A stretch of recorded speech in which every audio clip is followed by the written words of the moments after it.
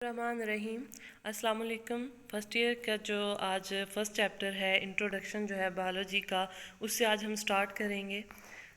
तो let us begin with this, जो कि है जी biology and some major field of specialization के बारे में।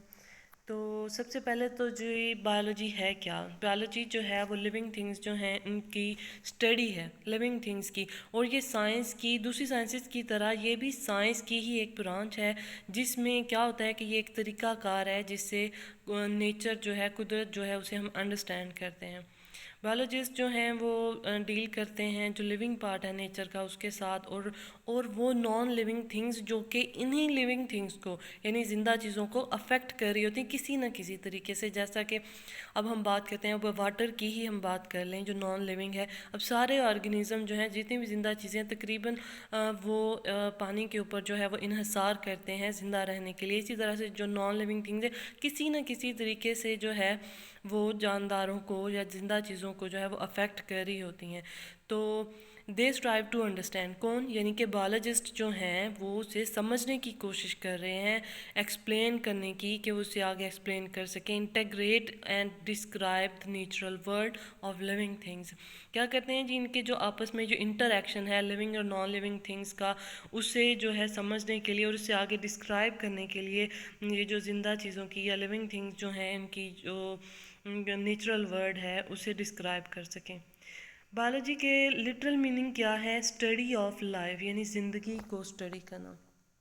It is very difficult to define life. Life को, ज़ाहिर है लाइफ जो है डिफ़ाइन करना बहुत मुश्किल है। कुछ ऐसे एस्पेक्ट भी हैं इन लाइफ के जो कि साइंस ऑफ बायोलॉजी से परे हैं, यानी कि साइंस ऑफ बायोलॉजी जो है उनको आंसर नहीं कर सकती ऐसे क्वेश्चंस को, जैसे कि what is the meaning of life, ज़िंदगी का मतलब क्या है। ठीक है, why should there be life, ज़िंदगी क्यों है, क्यों होनी चाहिए। ये वो क्वेश्चंस हैं जो बायोलॉजिस्ट जो हैं जिनके आंसर जो हैं वो नहीं देते, क्योंकि उन पे काम नहीं करते। ये क्वेश्चंस जो हैं फ़िलासफ़ी से जिनका ताल्लुक़ है, या जो मज़हबी लोग हैं, थियोलॉजियंस हैं, उन पे ये छोड़ दिए जाते हैं। और बायोलॉजिस्ट का जो, जिसके साथ वो डील करते हैं वो क्या है, वो मैटर्स हैं कि ज़िंदगी जो है वो किस तरह से काम करती है, हाउ लाइफ वर्क्स। ठीक है, तो ज़िंदगी किस तरह से काम करती है। अब कहता है कि बायोलॉजिस्ट के लिए जो है वो लाइफ क्या है, वो ऐसी खसूसियात का एक सेट है जो कि लिविंग ऑर्गेनिज़म को, नॉन लिविंग जो ऑब्जेक्ट होते हैं जिसमें डेड बॉडीज़ या डेड ऑर्गेनिज़म भी शामिल है, वो इनको आपस में एक दूसरे से मुख्तलिफ मतलब दिखाता है, एक दूसरे से इनका में क्या फ़र्क है वो समझने की कोशिश करते हैं। लिविंग ऑर्गेनिज़म जो हैं वो हाईली ऑर्गेनाइज्ड होते हैं, बहुत ही पेचीदा किस्म की एंटिटीज़ हैं जो कि एक सेल से बनी होती हैं या ज़्यादा सेल से, वन और मोर सेल से बनी होती हैं। अब जो एक सेल वाले होते हैं वो यूनिसेलुलर होते हैं, यानी प्रोकैरियोट्स हैं जिनमें बैक्टीरिया वगैरह आ जाते हैं, यीस्ट आ जाती है, या जो प्रोटोजोन्स होते हैं वो आ जाते हैं। और जो मोर देन वन सेल से बने होते हैं उनमें मल्टी सेलुलर आ जाते हैं, जैसा कि जो है जानवर हो गए, एनिमल्स हैं, प्लांट्स हैं, ह्यूमन बीइंग्स हैं, ये जो सारे हैं ये मल्टी सेलुलर हैं। ठीक है, तो contain genetic program of their characteristic, इनके अंदर जो खसूसियात होती हैं उसके पीछे एक पूरा जेनेटिक मेकअप होता है जो इन्हें इन्हीं खसूसियात को कंट्रोल कर रहा होता है। तो ये क्या कहते हैं, ये ऑर्गेनिज़म जो हैं can acquire and use energy, ये एनर्जी ले भी सकते हैं और इसे इस्तेमाल भी करते हैं। ठीक है, और ये क्या होता है जी, can carry out and control numerous chemical reaction, इनके अंदर बहुत सारे केमिकल रिएक्शन होते हैं जिन्हें ये कंट्रोल करते हैं। और ये जो है ये साइज़ में बड़े होते हैं और maintain a fairly constant internal environment, इनके अंदर जो इंटरनल इन्वायरमेंट होता है ये उसे जो है उसे भी मेंटेन रखते हैं। अब ये अपने ही जैसी ऑफ स्प्रिंग आ गए, मतलब जो बच्चे पैदा करते हैं बिल्कुल सिमिलर टू देमसेल्व्स, मतलब इनसे मिलते जुलते जो हैं वो बच्चे पैदा करते हैं। Respond to changes in their environment, इसके अलावा जो मेन चीज़ है वो क्या, जो इनके इन्वायरमेंट के अंदर जो भी तब्दीलियाँ हो रही होती हैं वो उसको रिस्पोंड करते हैं। ठीक है, any object possessing all these characteristic, कहता है कि जिस भी ऑब्जेक्ट के अंदर ये तमाम खसूसियात हैं उसे हम डिक्लेयर कर सकते हैं कि वो एक लिविंग थिंग है। ठीक है, और वो उसके लिए उस पे जो है वो बायोलॉजिकल स्टडी के लिए वो एक ऑब्जेक्ट है, उस पर उसकी स्टडी की जा सकती है। द साइंस ऑफ बायोलॉजी जो है ये बहुत ही वाइड बेस्ड स्टडी है। इसमें क्या है जी, ऐसे एस्पेक्ट हैं, हर एस्पेक्ट आ जाता है इसमें लिविंग थिंग का, इसलिए इनके volumes and volume of information जो हैं अवेलेबल हैं इसी मेजर हेड के अंदर। It is because natural it is natural to divide the science into quite a number of branches. फिर क्या होता है कि जब इतना ब्रॉड नॉलेज है इसका, तो फिर इसे डिफरेंट ब्रांचेस में जो है वो डिवाइड कर दिया गया है कन्वीनियंस के लिए, ताकि जो है इसकी कंप्रीहेंडिंग एंड स्टडिंग बायोलॉजी, मतलब इसके अंदर जो पेचीदगी है उसे समझने के लिए जो है इसे डिवाइड कर दिया गया है डिफरेंट ब्रांचेस में। अब यहाँ पे बात हो रही है, कहता है कि जी at this stage with ecology. अब ये वो ब्रांचेस कौन सी हैं, उसमें आ जाती है इकोलॉजी, जिसमें हम इकोसिस्टम जो है उसके इन्वायरमेंट के साथ लिविंग थिंग्स जो होती हैं, जो ऑर्गेनिज्म हैं, उनका जो इंटरैक्शन है उसे हम स्टडी करते हैं इकोलॉजी में। उसके बाद है एम्ब्रियोलॉजी। एम्ब्रियोलॉजी में एम्ब्रियोजेनेसिस है, जो एम्ब्रियो किस तरह से बनता है, उसमें क्या क्या होता है, उसी सारे को जो है वो एम्ब्रियोलॉजी में स्टडी किया जाता है। ठीक है, अब आगे है जी फिजियोलॉजी है। फिजियोलॉजी जो है ये फंक्शन जो है ऑर्गेनिज्म के अंदर जो भी फंक्शन हो रहे होते हैं वो उसे फिजियोलॉजी जो है उसे एक्सप्लेन करती है। मॉर्फोलॉजी जो है वो अपीयरेंस जो होती है एक्सटर्नल मॉर्फोलॉजी में आ जाती है कि वो किस तरह से उसकी शक्ल और सूरत मतलब किस तरह से है, और एनाटमी जो है वो इंटरनल उसकी मॉर्फोलॉजी है, मतलब एनाटमी उसके इंटरनल स्ट्रक्चर जो हैं वो किस तरह से हैं। उसके बाद है जी पैलेंटोलॉजी है। पैलेंटोलॉजी जो है फोसिल्स जो होते हैं, फोसिल की स्टडी जो है वो पैलेंटोलॉजी में की जाती है। फिर है हिस्टोलॉजी। हिस्टोलॉजी में टिश्यूज़ जो हैं इनके ऑर्गेनिज्म के अंदर उनको स्टडी किया जाता है। फिर है एवोल्यूशन। एवोल्यूशन जो है किस तरह से जानदार जो हैं वो अपने जो एंसेस्टर्स हैं, इनके आबाओ अजदाद हैं, वहाँ से वो अब तक उनके अंदर क्या तब्दीलियाँ आई हैं with the passage of time, जैसे जैसे वक्त गुजरता गया है उनके अंदर कौन कौन सी तब्दीलियाँ आई हैं, कैसे वो इवॉल्व हुए हैं, उसे एवोल्यूशन में जो है वो स्टडी किया जाता है, यानी हिस्ट्री जो है उनकी। अच्छा, फिर है जी जेनेटिक्स है, जो ऑर्गेनिज्म का जो जेनेटिक मेकअप है और किस तरह से जीन्स काम कर रहे हैं, मतलब वो सारा कुछ जो है वो जेनेटिक्स से उसका ताल्लुक है। जू जियोग्राफी है, ये भी जो है ये जानवरों से है, मतलब जानवरों के बारे में है।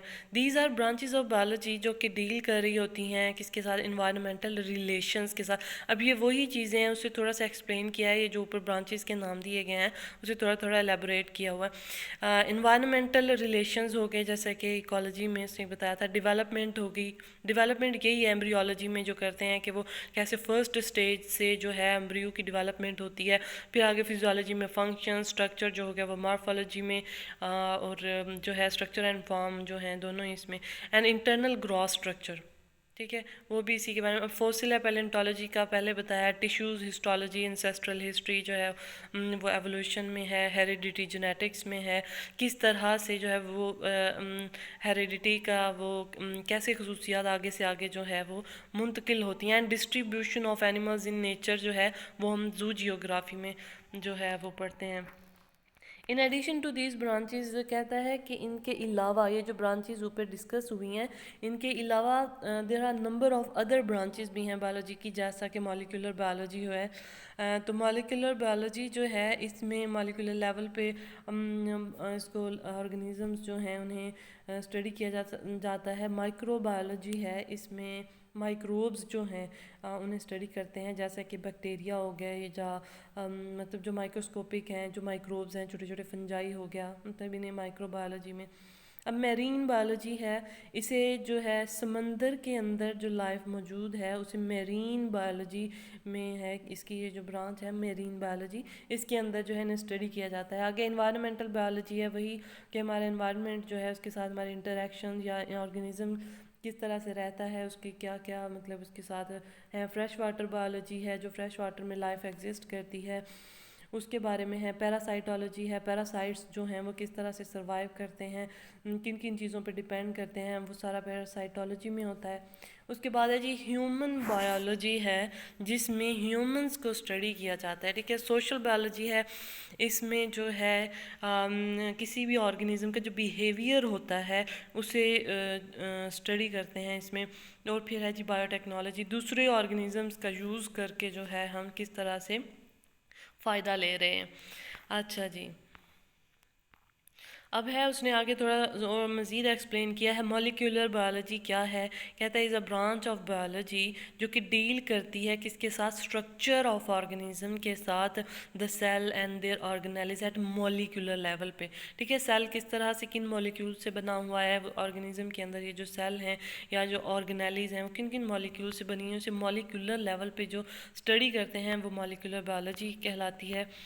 उसके बाद है जी हमारे पास इन्वायरमेंटल बायोलॉजी है। इन्वायरमेंटल बायोलॉजी जो है study of organism in relation to their environment, उनका इन्वायरमेंट के साथ जो है क्या रिलेशन है, क्या ताल्लुक़ है, इसमें क्या क्या चीज़ें आ जाती हैं, उनका इंटरेक्शन ऑर्गेनिज्म का and their inorganic and organic environment जो है उसके साथ, जैसे वाटर हो गया, वाटर के साथ सन है, एयर है, मतलब सॉइल है, मतलब इन सारी चीज़ों के साथ जो इनके इंटरेक्शन होते हैं, specially as it relates to human activities. और इसके साथ ही जो है ह्यूमंस की एक्टिविटीज़ हैं वो भी ख़ास तौर पे जो है इसमें स्टडी होती हैं। उसके बाद है जी microbiology, this is the study of micro organism which include bacteria. ये माइक्रो ऑर्गेनिजम्स यानी माइक्रोब्स भी कहते हैं इन्हें। इसमें बैक्टीरिया हैं, वायरसेस हैं, protozoa and microscopic algae and fungi वगैरह जो हैं उन्हें माइक्रोबायोलॉजी जो है उसमें स्टडी किया जाता है, ठीक है।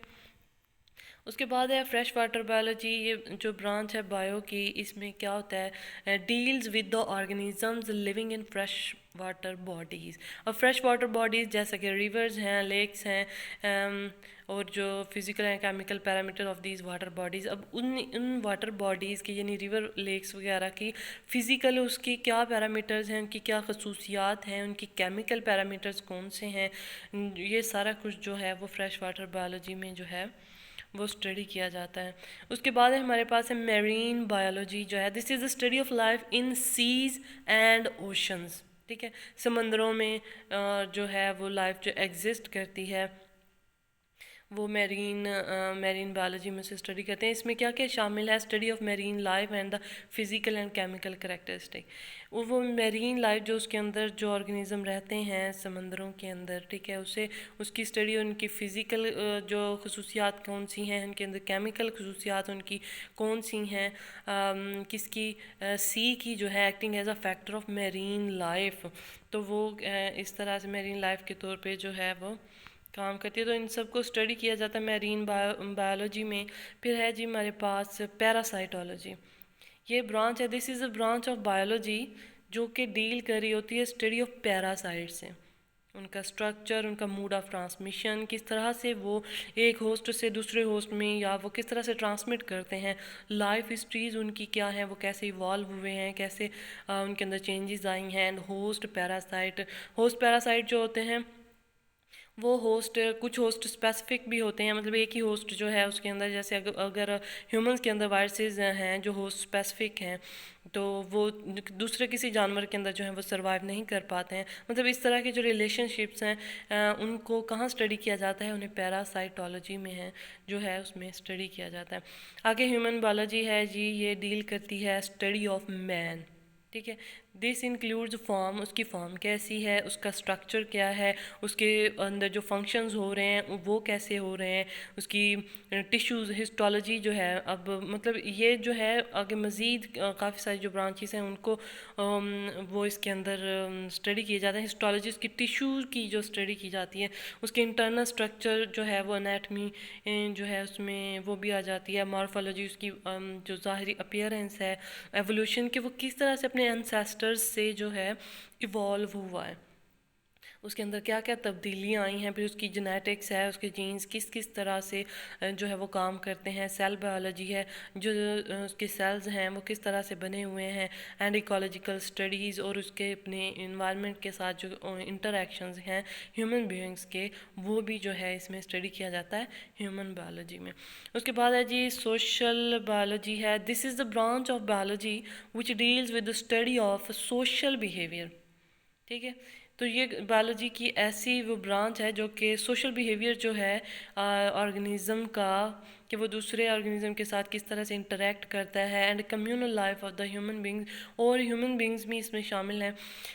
तो सारे ऑर्गेनिज़म का मतलब सोशल बिहेवियर जो है वो इसमें जो है वो स्टडी किया जाता है। बायोटेक्नोलॉजी है, it deals with the use of living organism. यहाँ पे बात हो रही है यूज़ की, कि लिविंग ऑर्गेनिज्म को ही यूज़ किया जाता है, इनके सिस्टम्स को या फिर इनके अंदर जो प्रोसेसेस हो रहे हैं उन्हें हम यूज़ करते हैं किस चीज़ में, मैन्युफैक्चरिंग में एंड सर्विस इंडस्ट्री में। जैसा कि अब इसमें एग्जांपल ले ली जाए इंसुलिन की, तो हम बैक्टीरिया को यूज़ करते हैं इंसुलिन को प्रोड्यूस करने के लिए। तो ये बायोटेक्नोलॉजी जो है इसके थ्रू होता है। उसके बाद है जी उसके बाद है levels of biological organisation. Biological organisation के लेवल्स अब किस तरह से 100 ऑफ केमिकल रिएक्शंस जो हैं वो इन्वॉल्व हैं इन मेंटेनिंग लाइफ को मेंटेन रखने के लिए बहुत सारे केमिकल रिएक्शंस जो हैं, सैकड़ों केमिकल रिएक्शन हो रहे होते हैं। इवन की जो सिंपलेस्ट ऑर्गेनिज्म हैं उनके अंदर भी सैकड़ों किस्म के जो हैं वो रिएक्शंस हो रहे होते हैं। इन व्यू ऑफ दिस अगर हम इस तरह से देखें, it is something of surprise to find that of the 92 naturally occurring chemical elements only 16 are commonly used. अब कुदरती तौर पे जो पाए जाते हैं वो कितने हैं जी, वो 92 केमिकल एलिमेंट्स हैं, और उसमें से सिर्फ 16 जो हैं, 16 एलिमेंट्स जो हैं commonly use in forming the chemical compounds from which living organism are made. ठीक है, तो लिविंग ऑर्गेनिज्म जो हैं वो किस तरह से बने हुए हैं, जिन केमिकल कंपाउंड से बने हुए हैं, उन केमिकल कंपाउंड में जो एलिमेंट यूज़ होते हैं वो 16 तरह के हैं, 16 टाइप्स हैं। The 16 elements and few others, ये 16 जो हैं और कुछ दूसरे which occur in a particular organism are called bio elements, जो ऑर्गेनिज्म के अंदर पाए जाएंगे। Bio mean life and elements जो कि उस ऑर्गेनिज्म के अंदर पाए जाते हैं, तो हम इन्हें क्या कहते हैं, हम इन्हें बायो एलिमेंट्स कहते हैं। तो बायो एलिमेंट्स क्या होते हैं, जो कि ऑर्गेनिज्म के अंदर मौजूद होते हैं या जिनसे मिलकर वो ऑर्गेनिज्म बना हुआ होता है। In the human body only 6 bio elements account for 99% of the total mess. अब अगर हम ह्यूमन बॉडी की बात करें तो 99% जो है वो किस चीज़ से बनी है, वो सिर्फ़ और सिर्फ इन बायो एलिमेंट्स में से 6 जो हैं उनसे बनी है, और बाकी 1% जो है वो बाकी के जो 10 हैं वो मिलके बनाते हैं। अब यहाँ पे अगर हम इसकी रेशो देखें तो ये देखें, the 6 commonest bio elements account for 99% of body mass. जो 99% जो है बॉडी मैस बनाते हैं ह्यूमन बीइंग का, वो 6 एलिमेंट कौन से हैं, वो है जी ऑक्सीजन है जो कि 65% जो है मौजूद होती है, कार्बन 18% है, हाइड्रोजन जो है वो 10% है, नाइट्रोजन 3% है, कैल्शियम जो है वो 2% है, और फॉस्फोरस जो है वो 1% है। ठीक है, और इसके अलावा कहता है कि दूसरे बायो एलिमेंट्स जो हैं जो 1% बनाते हैं, सारे मिलके 1% बनाते हैं, उसमें पोटाशियम जो है वो 0.35% है, सल्फ़र जो है वो 0.25% है, क्लोरीन जो है 0.15% है, सोडियम 0.15%, मैग्नीशियम 0.05%, आयरन जो है वो 0.004%, कॉपर जो है वो इतनी कम मिकदार में मौजूद होते हैं कि उन्हें ट्रेस एलिमेंट्स कहते हैं। वो भी ट्रेस एलिमेंट्स में है, मैंगनीज भी है ट्रेस एलिमेंट में, जिंक जो है वो भी, और आयोडीन भी जो है वो ट्रेस एलिमेंट्स हैं, यानी बहुत ही कम मिकदार में पाए जाते हैं। अब देखें ना, 1% में इतने सारे जो हैं बायो एलिमेंट्स जो मिलके सिर्फ 1% बना रहे हैं, तो इसलिए ये फ्रैक्शंस में आ रही हैं इनकी वैल्यूज़ कि ये इतनी कम मिकदार में पाए जाते हैं। The fact that the same 16 chemical elements occur in all organisms ये हकीकत के 16 ये जो केमिकल एलिमेंट हैं ये तमाम ऑर्गेनिज्म में पाए जाते हैं और इनकी जो प्रॉपर्टीज़ हैं वो मुख्तलिफ होती हैं उन एलिमेंट से जो कि नॉन लिविंग में पाए जाते हैं, ठीक है। जो कि गैर जानदार जो होते हैं उनमें पाए जाते हैं, ये एक दूसरे से जो मुख्तलिफ होते हैं। तो ये क्या दिखाता है कि जो बायो एलिमेंट्स हैं उनके अंदर कुछ ख़ास किस्म की जो हैं प्रॉपर्टीज़ होती हैं जो कि इन्हें बेसिस ऑफ फॉर लाइफ ज़िंदगी की बुनियाद बनने के लिए जो है ना इसे काबिल बनाती हैं, ठीक है। बायोलॉजिकल ऑर्गेनाइजेशन जो है वो जी सिंपल नहीं है, it has a high degree of complexity, जो है ये बहुत ज़्यादा पेचीदा है क्योंकि because of which the living organism are able, वो लिविंग ऑर्गेनिज्म जो हैं वो क्या होते हैं जी इस काबिल हो जाते हैं कि वो नंबर ऑफ़ प्रोसेसेस जो हैं उन्हें कैरी कर सकें, जिसमें से कुछ जो होते हैं बहुत ही पेचीदा होते हैं, कॉम्प्लिकेटेड होते हैं, और यही चीज़ है जो इन्हें मुख्तलिफ बनाती है, distinguish them from non living things, जो कि इन बायो एलिमेंट्स को मुख्तलिफ बनाती है या इन लिविंग थिंग्स को मुख्तलिफ बनाती है नॉन लिविंग थिंग्स से। अ लिविंग थिंग जो है हैज़ बिल्ट इन रेगुलेटरी मैका, अब इनके अंदर जो है ऐसे मैकेनिज़्म चल रहे होते हैं जो कि इन्वायरमेंट के अंदर के साथ जो है इंटरेक्ट करते हैं to sustain its structural and functional integrity.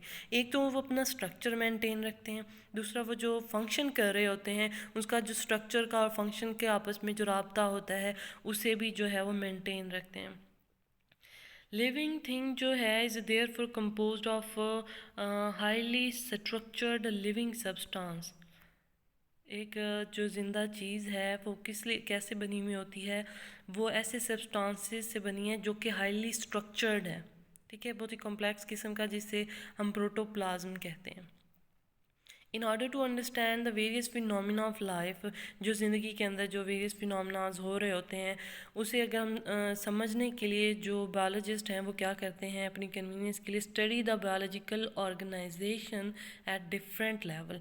अब वो क्या करते हैं उन्होंने इसके लेवल्स को भी डिवाइड कर दिया है ताकि इसके जो इतना ब्रॉड नॉलेज है उसके हर एस्पेक्ट को जो है वो कवर कर सकें।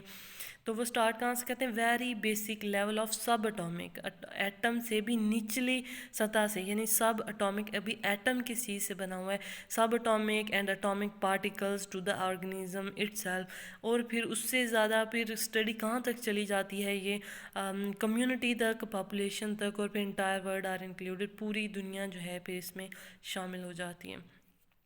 बायोलॉजिकल ऑर्गेनाइजेशन जो है उसे आगे जो can be divided into the following levels.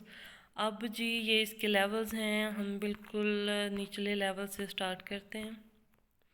सब एटॉमिक पार्टिकल्स हैं, सब एटॉमिक पार्टिकल्स कौन से होते हैं, particles that make up an atom.